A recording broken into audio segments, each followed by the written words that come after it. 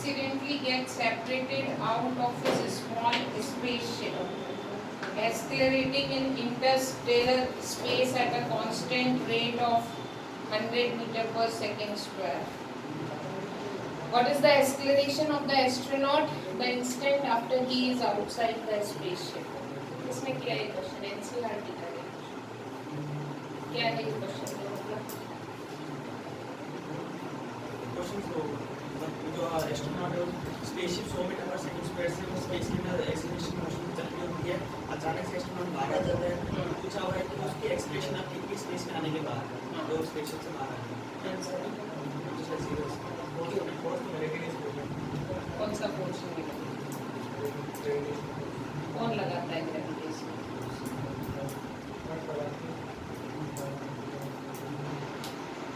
पढ़ा है सभी? क्यों? एग्जाम्पल 1 है ये।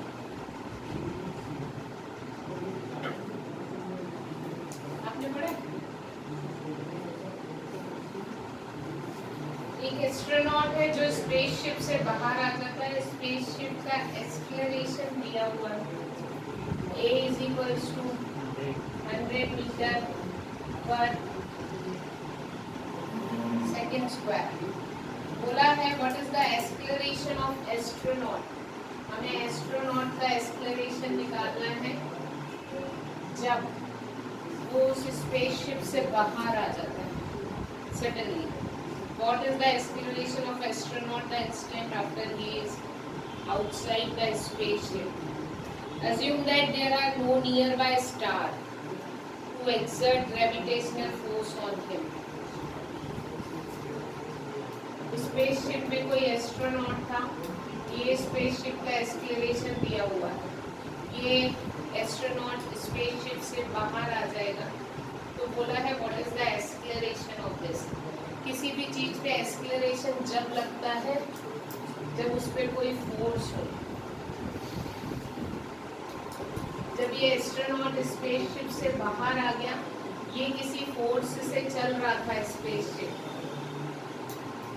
लेकिन जब ये एस्ट्रोनॉट इस स्पेसशिप से बाहर आ गया तो there is no force exist, उसके ऊपर कोई फोर्स नहीं लग रहा था।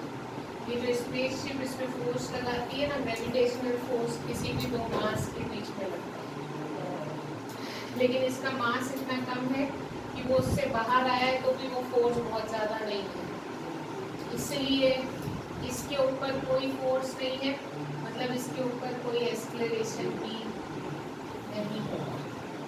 Simple question. स्टार मतलब कोई भी सैटेलाइट, कोई भी प्लैनेट, कुछ नहीं है उस स्पेसशिप के आसपास जो उस पर फोर्स लगा सके। होता तो उस आदमी पे फोर्स लगता, जैसे अर्थ हम पे फोर्स लगाती, तो ये उस स्टार के टुवर्ड्स खींचा चला जाता with some acceleration. Second question है, if an electron is subjected to a force of 10 to the power minus 25 Newton, जब तक ये नहीं कर रहे हो ना तुम लोग, तब तक फिजिक्स नहीं आएगी। जो मैं थ्योरी पढ़ा रही हूँ ना, उसका कोई मतलब नहीं है until and unless ये क्वेश्चन नहीं बनते। और कोई जादू भी नहीं है कि थ्योरी पढ़ोगे और पहली बार में बन जाएंगे, प्रैक्टिस करनी पड़ेगी। लोग 15-15 घंटे बैठे तब ये होता है। सुनील जांगीड़ है ना 12th में ऑर्डिनेट में पढ़ता था, एक अपने स्कूल का बच्चा है 12th, उसने ऑर्डिनेट से करी RBSc CBSE। उसका वो बच्चा जब अपने पास था 80 का भी नहीं था, 82% था, अभी उसके 93% आए 12th में फिजिक्स में। लेकिन सिर्फ वो ये कहता है, अब वो तो भगवान जाने क्या है, और वो खुद ही ये बोलता है कि 15-15 घंटे पढ़ते थे अपने में। अगर जीवन में कुछ करना है ना 12th के बाद, तो इसको पढ़ लो, सिर्फ 12th नहीं आती उसमें। और ये जो तुमको लॉकडाउन वाला टाइम मिला है ना, इसे वरदान की तरह लो। आजाद नहीं चल रहा है यहाँ पे, फ्री में पढ़ रहे हो, फीस नहीं देते, की वैल्यू नहीं है जो दे रहे हो उसकी, जो नहीं दे पा रहे और जो नहीं पढ़ पा रहे उनसे पूछो।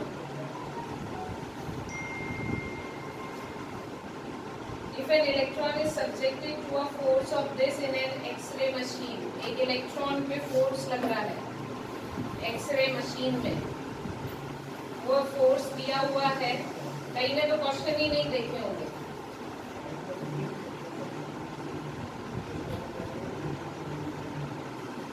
Ten to the power -25 newton का। अब उन्होंने बोला है then find out the time taken by electron to cover a distance of, ये इलेक्ट्रॉन कितनी देर में इतनी डिस्टेंस कवर करेगा। Take mass of electron 10 to the power -30 kg।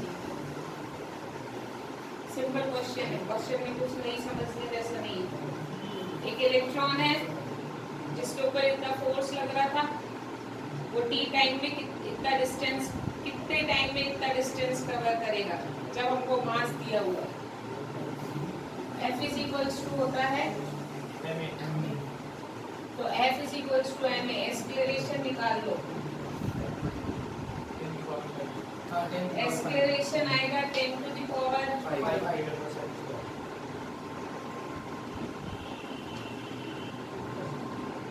Metre per second square.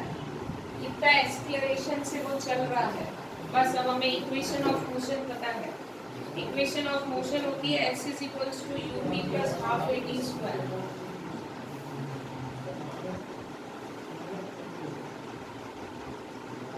s तुमको दिया हुआ है, सब्जेक्टेड, इलेक्ट्रॉन की इनिशियल वेलोसिटी 0 होगी क्योंकि वो 0 से स्टार्ट हो रहा है, प्लस हाफ a तुमने निकाल लिया है और t तुमको निकालना है और s तुमको दिया हुआ है। एग्जाम्पल नंबर 3 है एक्सलेरेशन ऑफ बुक या फिर पग। क्या है ये, क्या बोला है एग्जाम्पल 3 में? आजाद पढ़ा होगा तो पढ़ा ही होगा। ये क्या मतलब होता है हॉकी पग? क्या है?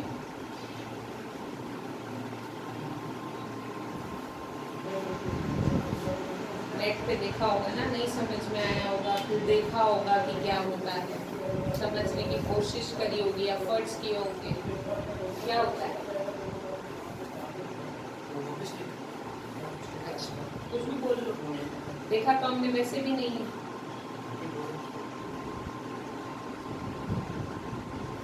इसको कहते हैं क्यूरियोसिटी। पर हम इतने एफर्ट कहाँ देते हैं? ये वीडियो भेजूंगी मैं मम्मी को, जो अभी मैं बोल रही हूँ ना। बेसिकली आइस रिंग पे खेली जाती है, बर्फीली जगह पे जो हॉकी खेलते हैं ना, उसकी बॉल होती है हॉकी पर, जो चपटी होती है इस तरीके की। इससे आइस के ऊपर हॉकी खेलते हैं, ये स्लाइड करती है उसको। उन्होंने बोला है हॉकी पक with a mass of 0.3 kg। इसका मास दिया है। समीर तो अभी भी कर सकता है, मेरे को अभी फिलहाल डेढ़ पे ज्यादा भरोसा है उससे,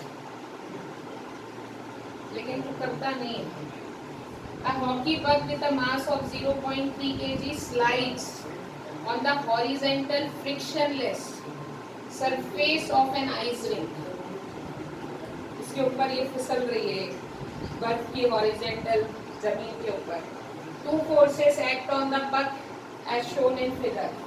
फिगर दिया हुआ है, उसमें उसके ऊपर दो फोर्सेस लग रहे हैं, बता रहे। एक इस डायरेक्शन में लग रहा है, ये दिया है 8 न्यूटन। इसका एंगल दिया हुआ है 60 डिग्री, और एक लग रहा है इस डायरेक्शन में F1, जिसका वैल्यू दिया हुआ है 5 न्यूटन और एंगल दिया हुआ है 20 डिग्री। बोला है determine the acceleration of the पक। अगर ये दो फोर्स उस पे लग रहे हैं तो उस पक का एक्सेलरेशन क्या होगा? सबसे पहले मुझे नेट फोर्स निकालना पड़ेगा. What is the net force on the पग? ये पग यहाँ जो रखा हुआ है इसके ऊपर नेट फोर्स किस डायरेक्शन में लगेगा और क्या लगेगा? What is the value of net force?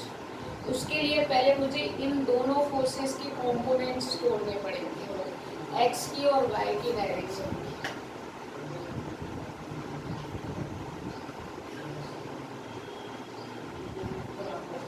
इस वेक्टर का एक्स की डायरेक्शन में कंपोनेंट क्या होगा? दीपक. इस फोर्स का एक्स की डायरेक्शन में कंपोनेंट क्या होगा?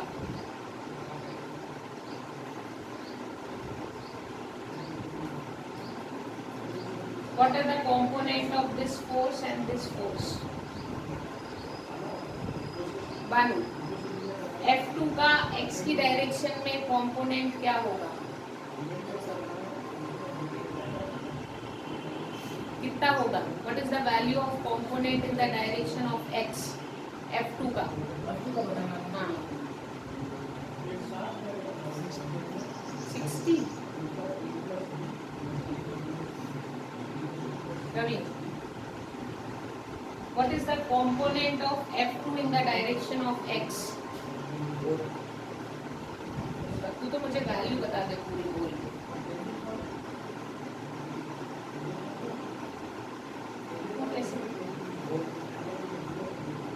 तू कैसे निकाला? क्वेश्चन समझ में आ रहा है क्या पूछ रहे हैं? What is the component of F2 force in the direction of x? आजाद, कैसे होगा 4? बोल, कैसे डिसाइड किया 4 है?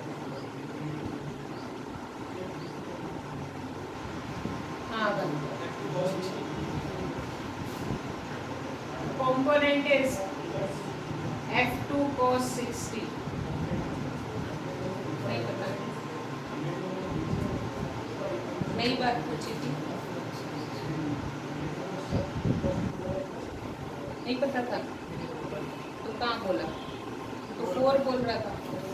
मैंने बोला 4 कैसे आएगा तो तूने बताया भी नहीं कैसे आएगा. कैसे आया था 4?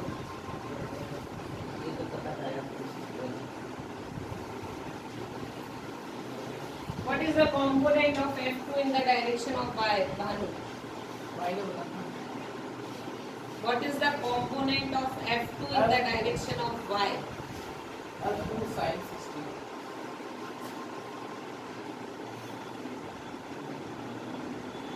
What is the component of x in the direction of x?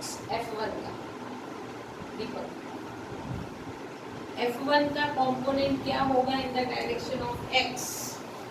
Direction of x. F1 cos 60. F1 cos Sin 60. 60. Sin 60. किसके डायरेक्शन में? What is the component of F1 in the direction of x? Sameer. F1 cos 20. When 20 है 30 है. F1 cos 20 and this is F1 sin 20. Getting my point? Force निकाल लेते हैं in the direction of x. Total force in the direction of x is F2 cos 60 plus F1 cos 20. Yes or no? दोनों same direction में add हो जाएंगे. Getting my point? इसकी value solve करके आएगी 8.7 न्यूटन. सॉल्व करके देखना था. F in the direction of y होगा minus F1 sin 20 plus F2 sin 60. Yes or no? Yes. इसकी वैल्यू आएगी F2 is equals to 5.22 Newton. निकल गया. या तो टोटल फोर्स निकाल लो और उसका under root fx square plus fy square कर लो, या फिर ax निकालो. ax आएगा एफ एक्स अपॉन एन और ए वाई आएगा एफ वाई अपॉन एन आ जाएगा, ए एक्स और ए वाई आ जाएगा। ए इज इक्वल्स टू होगा under root of A X square plus A Y square. Yes और नो? It's direction yes. उसका किसी के साथ एंगल ले लो, theta is equals to tan inverse A Y upon A X, formula पढ़ चुके हैं। किस डायरेक्शन में ये एक्सलेरेशन लगी है? ये जो एंगल होता है this is with the angle x, sorry axis x. ये थीटा से बताएगा कि एक्स से कितने डायरेक्शन में वो फोर्स लगेगा। आगे बात समझ लो। एग्जाम्पल नंबर 4,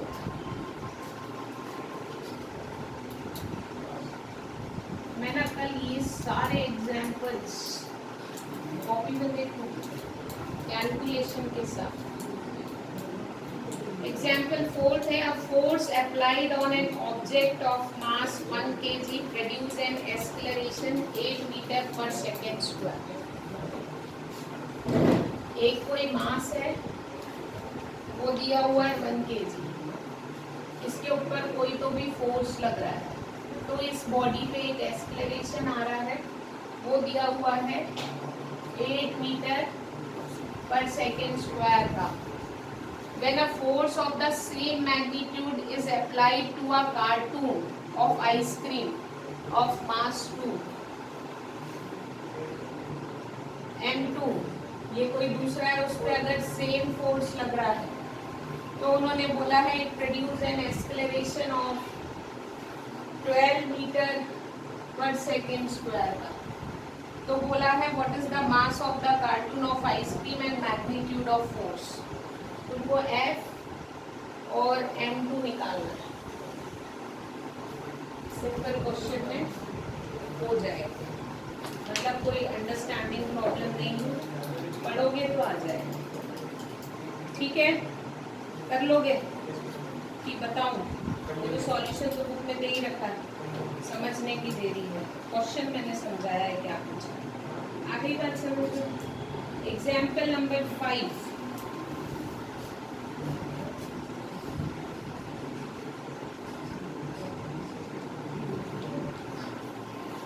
बोला है a bullet of mass 0.04 kg moving with a speed of 90 metre per second enters a heavy wooden block and is stopped after a distance of 60 centimeter।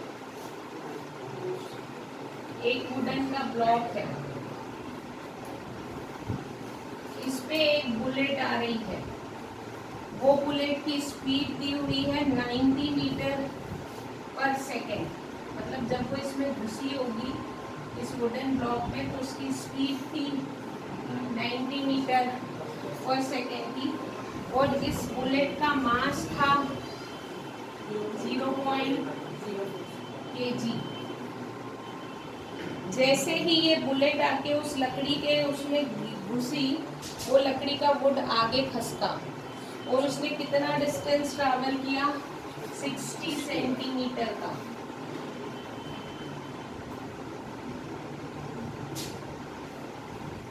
गोली उसके अंदर एम्बेडेड है, उसमें घुस चुकी है। उन्होंने बोला है what is the average resistive force exerted by the block on the bullet।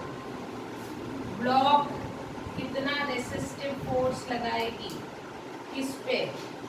On bullet. Question समझ में आ गया? तो रुक जाएगी ना बुलेट, तो ब्लॉक ने उस गोली पे कितना रेसिस्टिव फोर्स लगाया होगा, ये तुमको निकालना। आंसर ये क्वेश्चन एनसीईआरटी है। तुमको एस की वैल्यू दी है, कितना चला है? 60। इसको मीटर में करना कभी मत भूलना। जब ये ब्लॉक इसमें घुसा था तो उसकी इनिशियल वेलोसिटी थी और फाइनल, वेरी गुड, क्योंकि वो रुक गई। आगे बात समझ में? पहले निकालना है द रिटार्डेशन ए। ऑब्वियसली उसकी वेलोसिटी कम होगी जब वो उस पे घुसेगी। तो retardation of bullet is given by u square नहीं v square is equals to u square 2s. इससे तुम निकालोगे a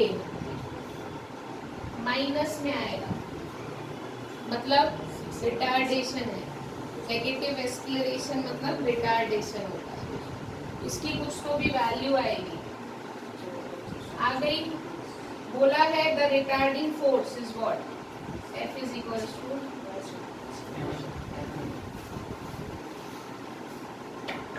getting my point. Example number 6 mass किसका लेंगे इसका? बुलेट का मतलब जो बुलेट से फोर्स लगा है एक्सीलरेशन उसकी किसका ले रहे रेजिस्टेंस। हैं?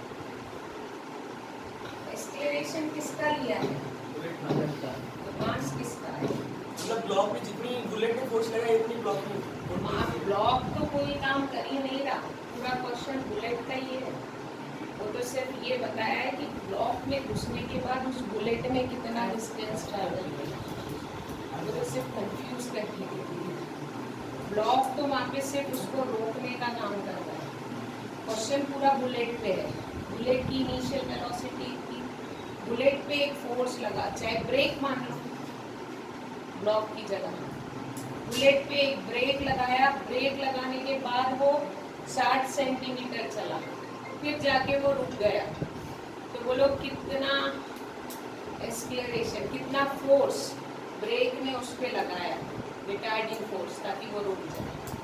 वो कोई क्वेश्चन यहाँ पे वो ब्लॉक के मास से आई बात समझ में? एग्जाम्पल नंबर 6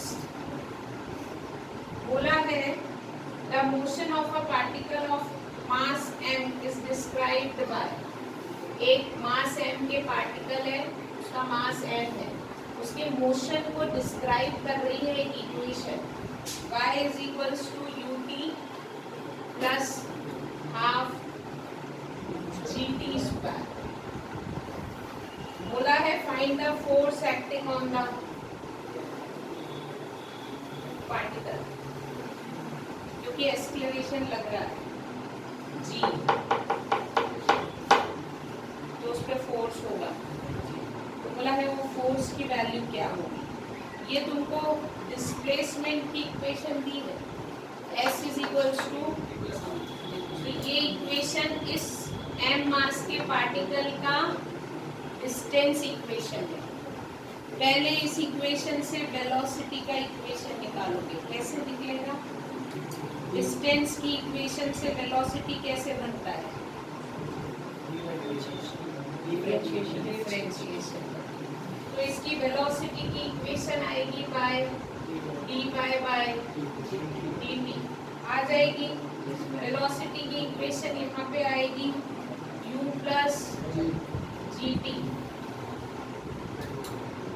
इसका डिफरेंशिएशन होगा u, इसका होगा 2t, 2 से 2 कैंसिल, तो बचेगा g। ये आई तुम्हारी वेलोसिटी की इक्वेशन। एक्सीलरेशन की क्या होती है?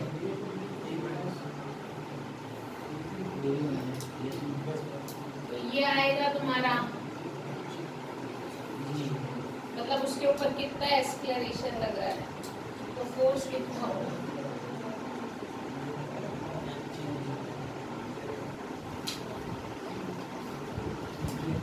आगे बात समझ लो।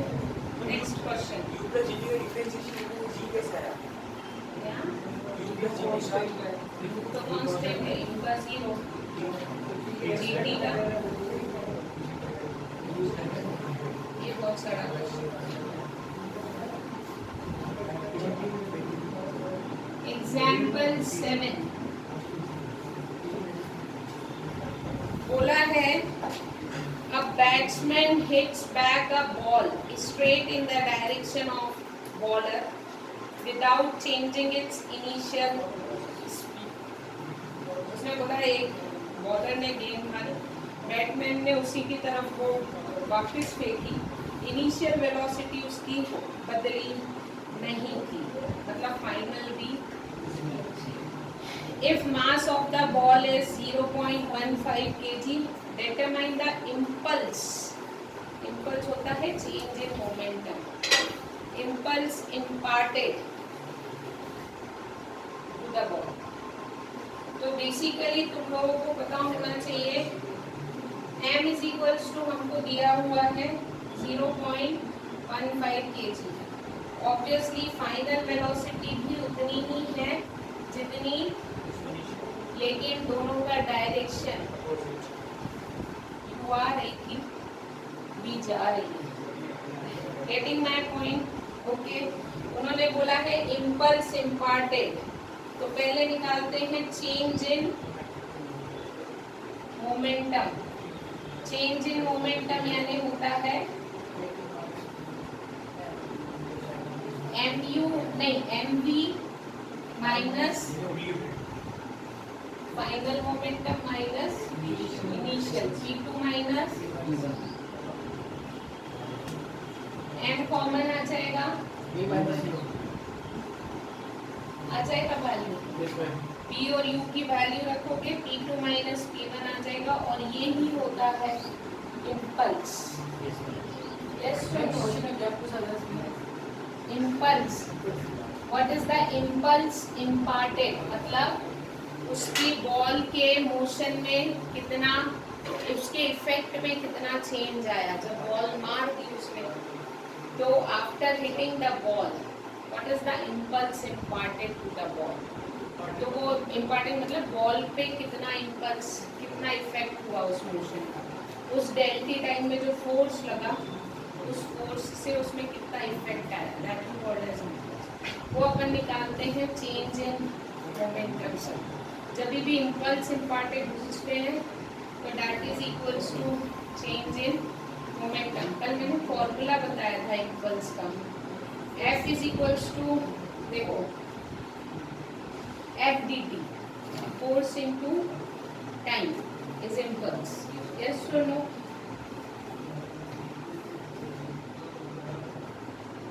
Force for the small duration del t. Yes or no? यही होता था F into del t. अब अगर इसको ऐसा देखा जाए तो F is equals to dp by dt भी होता है. Yes or no? By Newton second law, this del p by del t into del t. So what is I? I is change in. आगे बात समझो. इसलिए अपन change in momentum भी निकालो तो वो इम्पल्स ही आता. Example number 8.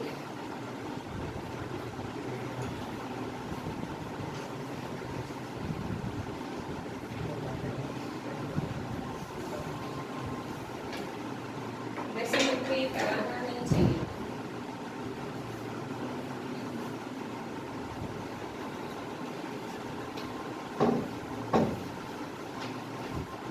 ये चैप्टर इम्पोर्टेंट है, पहले दिन ही मैंने कह दिया.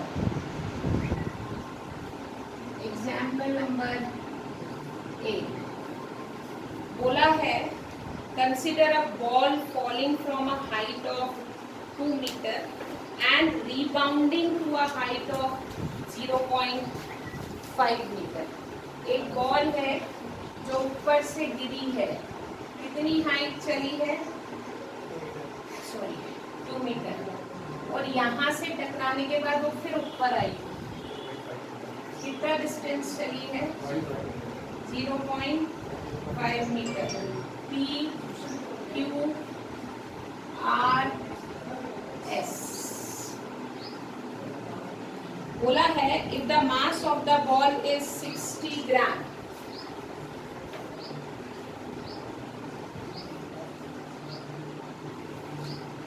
find the impulse, हमको निकालना है I, and the average force between the ball and the ground.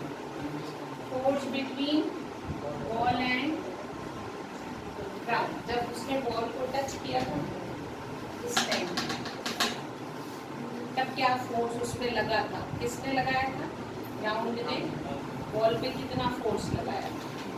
फिर बोला है the time for which the ball and the ground remained in contact was 0.2 second. मतलब यहाँ पे बॉल कितनी देर तक टच थी? आगे बात समझ में, क्वेश्चन समझ में आया, क्या पूछा है और क्या दिया है? ठीक है, चलो करके देखोगे कि मैं बता दूं? क्वेश्चन समझ में आ गया? करके देखना क्या दिया है, क्या नहीं बना है, क्या क्यों लिया है मैंने। ठीक है, क्वेश्चन समझ में आ गया ना क्या बोल रहे हैं? तुमको दो चीजें निकालनी है, इम्पल्स और नहीं बनेगा तो कल फिर बताओ। वैसे सब बन जाएगा, बस ये समझ में आना चाहिए कि क्या क्यों लिया है। अभी हम जब क्वेश्चन देखते हैं ना, हमको ये समझ में नहीं आता कि लगेगा कैसे और करना कैसे है, कहाँ से शुरू होगा। वो जब बनेगा जब हम इन क्वेश्चंस की प्रैक्टिस करें।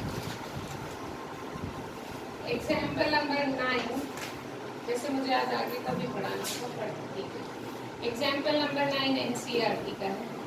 बोला है 2 identical billiard balls strike a rigid ball with the same speed but at different angles, get reflected without change in a speed as shown in figure. This is the rigid ball.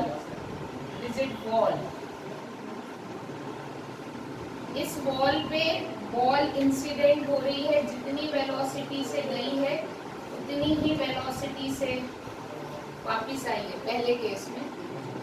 दूसरे case में ये ball ने इस ball को hit किया है with some angle 30 and after hitting वो उतने ही एंगल से नीचे निकल गई है विद उतनी ही वेलोसिटी।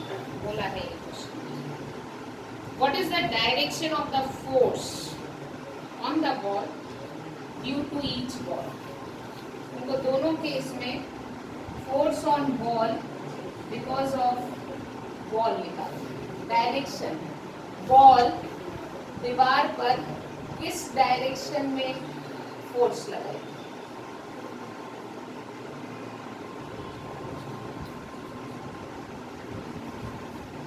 आई बात समझ में? दूसरा, what is the ratio of magnitude of impulses imparted to the ball by the ball। मतलब दीवार ने इस बॉल पे कितना इम्पल्स इम्पार्ट किया है। पहले इसका इम्पल्स निकालना इन फर्स्ट केस I1, फिर निकालना I2 और रेशियो पूछा है तो फिर कर देना I1 अपॉन I2। I1 निकलेगा चेंज इन मोमेंटम, ये भी निकलेगा चेंज इन मोमेंटम से। Before hitting the ball the velocity is, the momentum is mu and after hitting the ball the direction is changed, velocity का direction बदल गया तो minus है। आगे बात समझ में? उसी तरीके से यहाँ हमेशा याद रखना, फाइनल प्लस में और इनिशियल माइनस में लेते। अभी नहीं कोई करा था बॉलर वाला, इनिशियल पॉजिटिव नहीं थी ना, इनिशियल पॉजिटिव नहीं, इनिशियल पॉजिटिव u माइनस 12 लिया था नेगेटिव लिखा है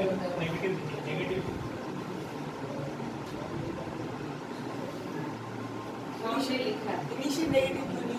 इनिशियल, क्योंकि फाइनल जिस डायरेक्शन में जाता है उसके रिस्पेक्ट में अपन बताते हैं कि डायरेक्शन कैसा लगेगा। ये बात अब याद रखिए कि जब भी अगर यहाँ पे ले रहे हो तो minus mu is the first momentum and plus mu is the final momentum. आगे बात समझो, हमेशा मोमेंटम फाइनल प्लस का और इनिशियल माइनस का है। वेलोसिटी हमेशा फाइनल प्लस की बस आ गई बात समझ में? यहाँ पे दीपक समझ में नहीं आ रहा है, आएगा भी और नहीं आया तो सोच लेना व्यर्थ किया तूने। यहाँ पे डायरेक्ट नहीं निकलेगा, यहाँ कंपोनेंट तोड़ने पड़ेंगे, करके देख। यहाँ पे कंपोनेंट टूटेंगे x की डायरेक्शन में और y की डायरेक्शन में, दोनों के, और फिर ऐड होंगे। आगे बात समझ में। एग्जाम्पल नंबर 10, 11 and 12 नहीं, 10 और 11, 12 नहीं, ऐसा तो 12 भी आना चाहिए पर एग्जाम्पल नंबर 13 तक कल करके आना है। मैं पहले पूछूं, बाद में मैं आगे का पढ़ाऊंगी।